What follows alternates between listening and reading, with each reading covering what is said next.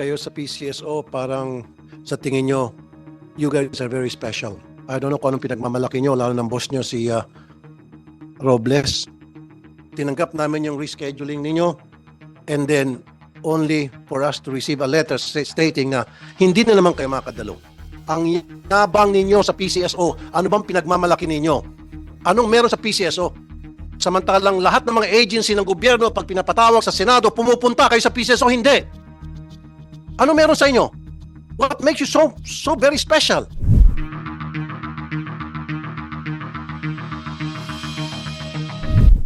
I'm sorry, kayong dalawa, baka magigisa kayo.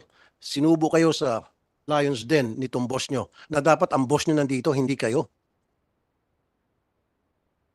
No, let me speak first. Diba? Nagpadala kami ng invitation sa inyo ahead of time, way ahead of time. Hindi kayo kumibo.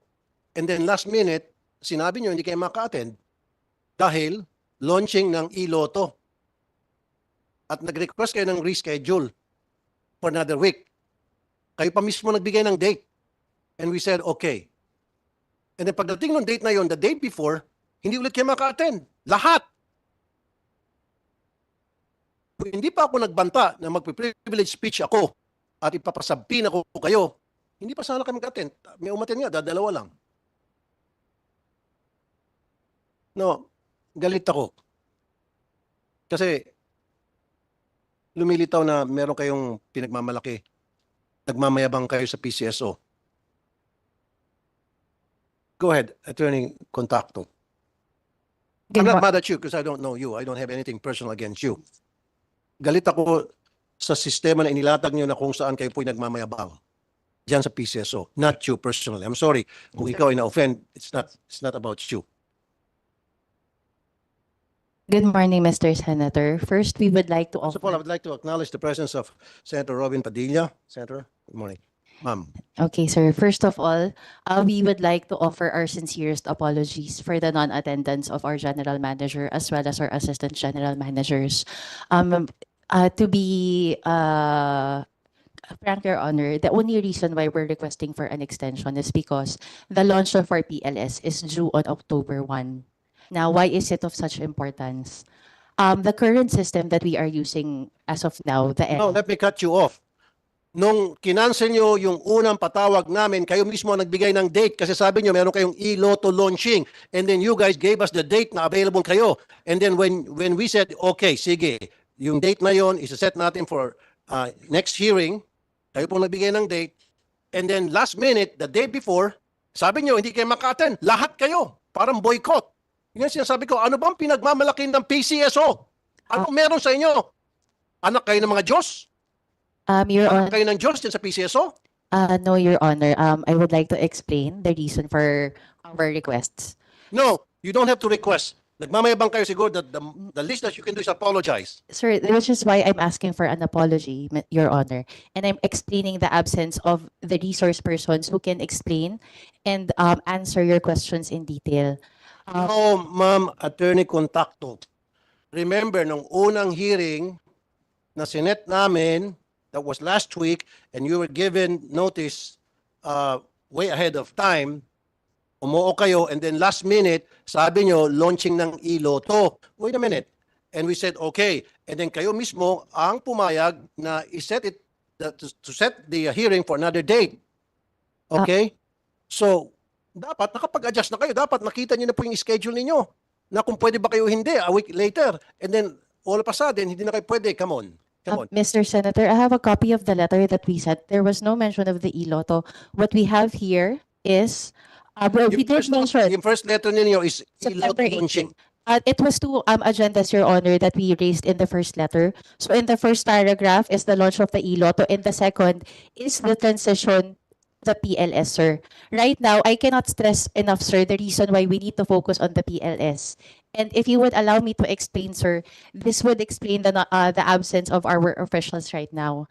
As I was saying, sir, our ELA, the equipment lease agreement, which is the system that is currently being used by the PCSO, is set to expire on September 30.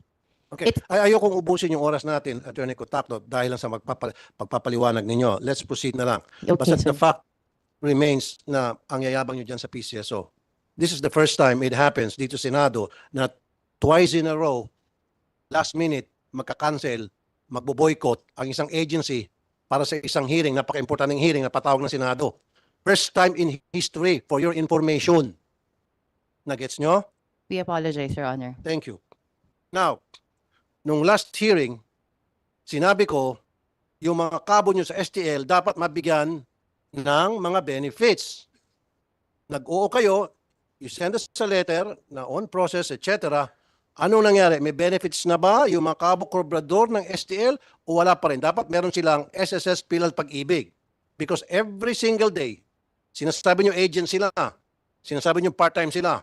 No, every single day, umulan man, uminit, umiikot mga yan para molekta ng taya. Hindi mabubuhay ang STL kung wala mga kobrador, kung wala yung mga kolektor, kung wala yung mga kabo.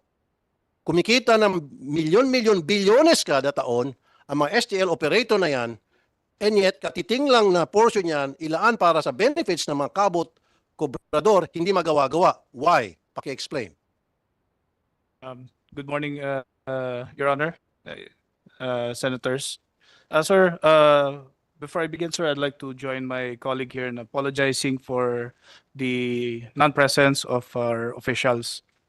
Sir, insofar as the Cobradors po and Cobradores po, ang nag-guide po kasi sa amin is yung aming STL Implementing Rules and Regulations, yung IRR po. Nakasulat po doon kasi, which was approved by the OP rin po. Nakasulat po doon kasi na ang mga empleyado po, yung sales force po ng mga STL agents po namin, ay they are required to submit yung mga registration nila sa SSS, PhilHealth, etc. po. So, and also, included in that yung certificate of remittances po nila to show proof that they have been complying with the requirements of the law insofar as benefits are concerned under PhilHealth and SSS po. So, yes po, sir. Hindi nila submit? Hindi sila nakapag-comply doon sa request ninyo? Doon sa mga dokumentong yon? They comply, Mr. Senator. It is actually a non-negotiable requirement when Okay. AACs apply for renewal. So much so that if the AACs who apply for renewal do not submit these submissions, they will not be renewed. Okay, So- teka muna. So, yung ito mga kabo at kobrador, ni-require nyo na mag-submit ng mga documents. No, sir, the AAC, sir. So it is the obligation of the AACs to submit What is to EAC? authorized agent corporation, sir. So these Okay. are the corporations who operate the STL. Now, So, what did you require from authorized agent? under our IRR, sir, Huwag ka na mag-acronym kasi hindi Okay, ako sir. sanay. Okay. under our rules, sir, authorized agent corporations are required to submit the proof of remittances to SSS, PhilHealth, and Pag-ibig. It is a non-negotiable requirement, sir, when authorized agent corporations apply for renewal. Under our rules as well, sir, an authorized agent corporation who does not submit these documents when they apply for renewal will not be allowed to be renewed. This is also, sir, moreover, sir, the registration with SSS, PhilHealth, and Pag-ibig is also a non-negotiable requirement when a corporation rather applies as an STL AAC, authorized agent corporation. So if these are not present under our current rules, they will not be allowed to operate, sir. Kaya nga, i-require nyo nga itong authorized agent corporation. They are being required, sir. Oh, kailan nyo i-require sila na i-submit those proper documentations, magko-comply sila nang sa gayon, magkakaroon ng SSS, Pilal Pag-ibig, ang mga kobrador at kabo. And I want it to happen kasi nung last time nangako kayo sa akin na magkakaroon na and this was months and months ago. Bakit hanggang ngayon wala pa? In response, we actually thank you, sir, for raising that to us. We are very appreciative of the points that you raised, as in fact, the agency took steps to address your questions. Now, regarding po the benefits of the cabos and cobradores, for the current IRR, we have about 20 AACs who applied for renewal, and consistent with our rules, they were made to comply with the submission of the proof of remittances to SSS, PhilHealth, and Pag-ibig.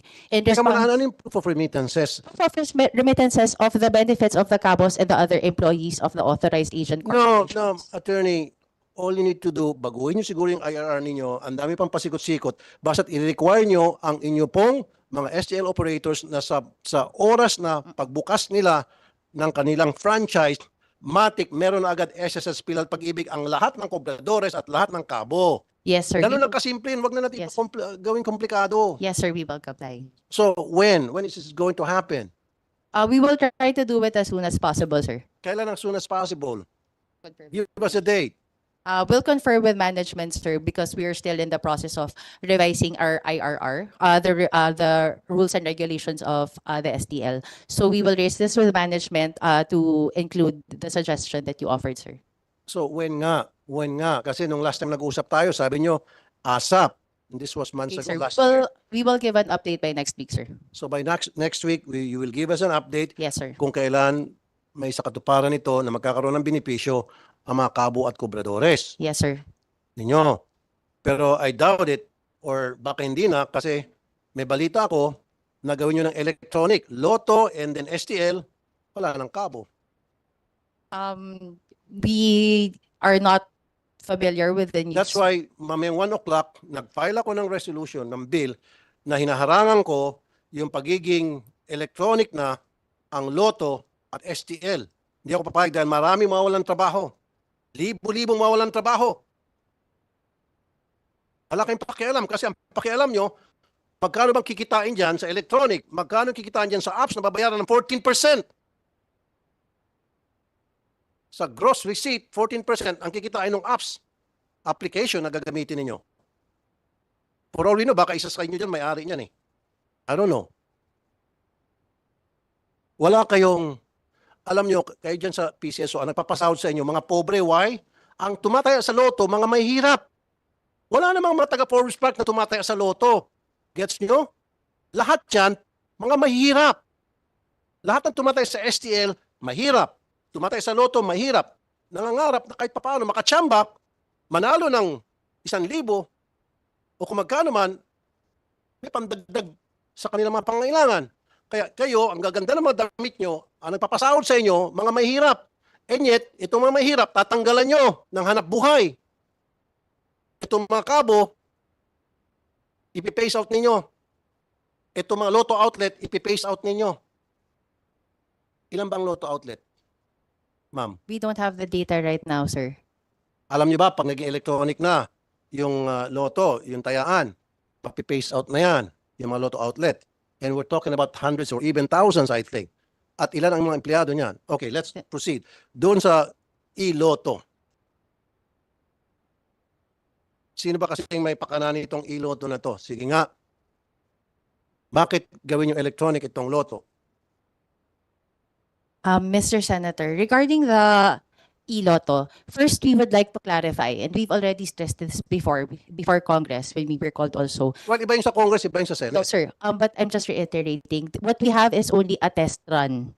We are not totally phasing out the lotto agents. As in fact, as I have mentioned a while ago, we will be transitioning to the Philippine lottery system.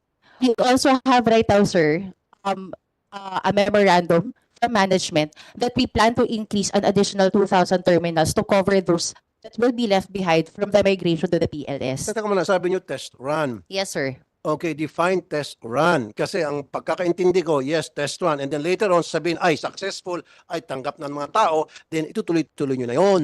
At magiging permanente na yon. Kasi nga, meron kayong kakontrata, itong kumpanya Pacific something, na kikita ng 14% gross receipt na mga taya. That's so big.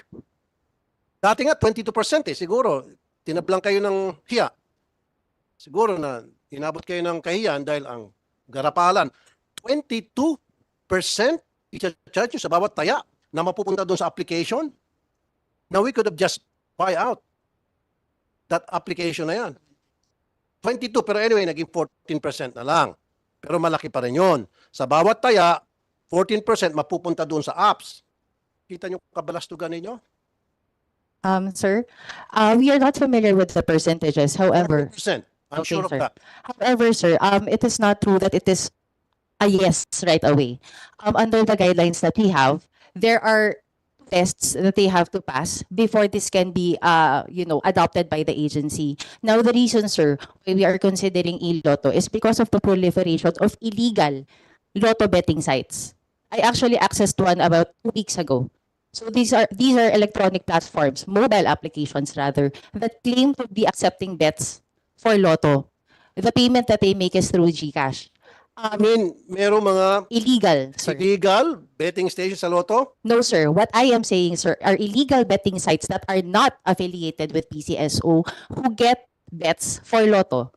They get, And because of that, kaya kayo mag-open sir, e-Lotto sir, the agency, application? Your Honor, the agency is losing, I think, about 4 billion from these illegal betting sites. Okay, give me a list of that. Give me a record of that. We will be giving you, sir, the list of the illegal betting sites as well as the illegal mobile applications that No, you ang alam ko getting na bets. ang ginigirilya o nagkakaroon ng illegal patayan, STL. No, pero sir. sa Lotto, no. There are also illegal. We will be giving you, sir, a list of all the websites, illegal Okay. websites, as well as the illegal mobile applications. Alam mo, Attorney Contacto, alam naman ng lahat, okay, kahit na bata, matanda, na merong Lotto betting stations. Yung sinasabi nyo, yan ay testing pa lamang.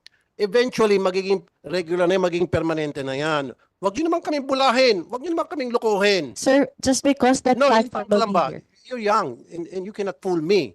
Kayo dyan sa PCSO. Eh, yung boss nyo nga dati may involved sa katiwalaan sa LRT. Tapos lulukuhin nyo kami. Alam mo ba yung boss mo, di ba? Nasangkot sa katiwalaan yan before, but anyway, you don't have to answer that because that's besides the point. Oh. Sangkot sa katiwalaan yung boss mo. Tapos ngayon, magmamayabang kayo sa akin. We are not being arrogant, Your Honor. What I am just saying is that we need to take steps to counter these illegal betting sites. Then, kung may mga illegal betting sites, then call the police, the NBI. And we did, sir. Then you don't have to change the system just because may mga illegal sites para kayo ay magbubukas na another problema. That's another problem by coming up with e-Lotto because yung e-Lotto, pwede nang tumaya pati mga bata. I beg to disagree, sir. No?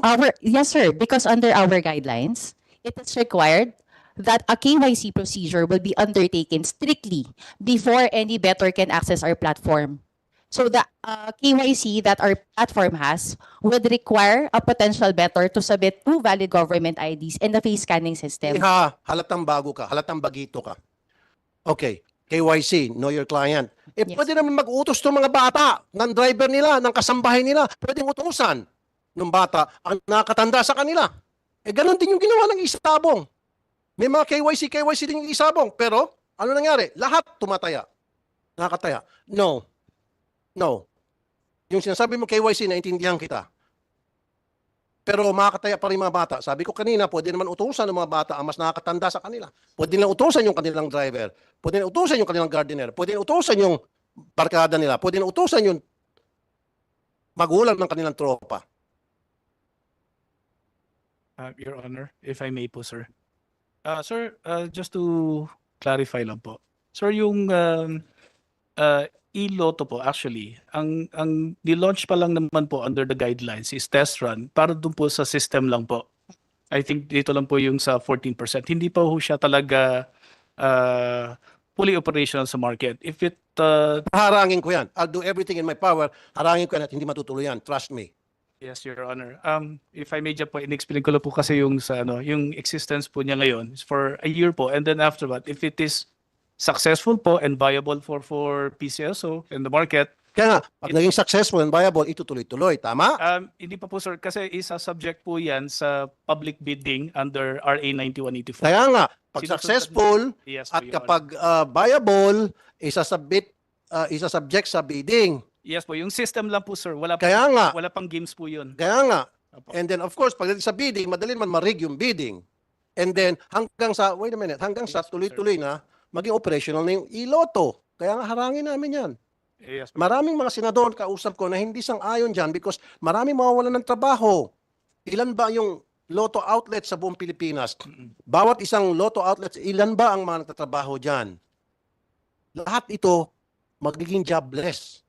Sino ang panalo? Yung may-ari ng application na kumukubra ng 14%. Nagdagdag kayo ng sakit sa ulo. Okay na yung Lotto outlet. Yung mga tao natutuwa pag mataas yung pot, pipila sila. Di ba? Ngayon, electronic. 14%, malaki pa rin.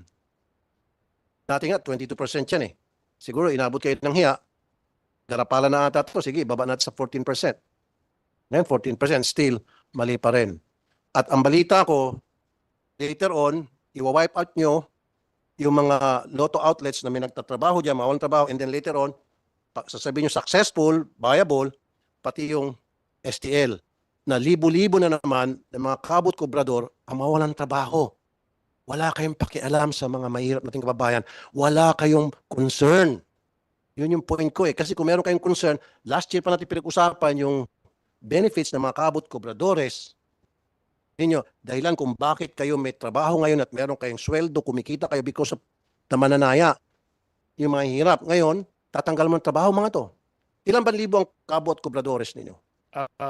Apologies, Your Honor, I don't have that information po with me. However, sir, to clarify lang po, Your Honor, PCSOs, to my knowledge po, sir, and based on the instruction of our general manager, we are not phasing out or terminating. Well, the- eventually you will. Meron akong reliable source, eventually you will. Yung STL, ipipace out nyo. No, kahit na anong iling mo, Iha, mag-iling ka na hanggang gusto mo. Okay? Hanggang gawin mong trompo yung ulo mo sa kailing, meron akong reliable source na eventually, pati yung STL, gagawin yung electronics at taya. It's okay. Umiling ka lang. Sige, bigyan kita 1 minuto. Umiling ka na, umiling. Your Honor, the e-lotto po is just an expansion and addition po to our existing fixed. Alam mo, attorney, sir, ma'am, Yes po, sir. attorney, kahit na anong klaseng palusot ang gagawin nyo, alam ko naman ang endgame nito. May isa sa katuparan yung plano ninyo. At ano yung plano na yon? May kumita na malaki at the expense of the poor people. Ito, 2,000 terminals, lotto terminals, lotto agents, nationwide, ay napasara na ninyo. Sinabi nyo due to low sales. Pero ang reason ay sapagkat papasok ng iloto. 2,000. Isipin mo ilan mga empleyado ang nawalan ng trabaho. Empleyado na nagtatrabaho sa lotto outlets na yan. Your Honor, if I may po. Sir, siguro po yung nababanggit lang po. Based on our PCSO lottery system or the PLS, we have allocated, doon po sa contract kasi is 6,500 lotto operators or machines. Machines Machines po. former and then From the former management. Yeah, from the former management po yung nag-ayos po noon. Tapos yung mga balance po noon, those were not included.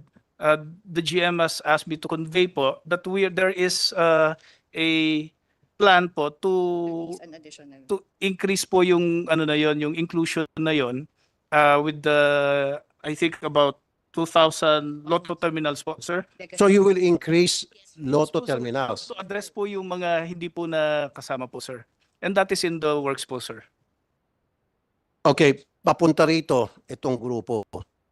Sige, tingnan ko. Magsinungaling kayo, darating sila rito, pinimbitahan ko. It doesn't make sense. Magtatayo kayo, mag-uumpisa na yung iloto, electronic, and then mag-recruit kayo, magtatayo kayo ng more lotto outlets. It doesn't make sense. Your Honor, to clarify. Sandali lang, sino pang papayag na magtanggap ng offer ninyo para magkaroon ng lotto outlets? In fact, nandiyan ng electronic.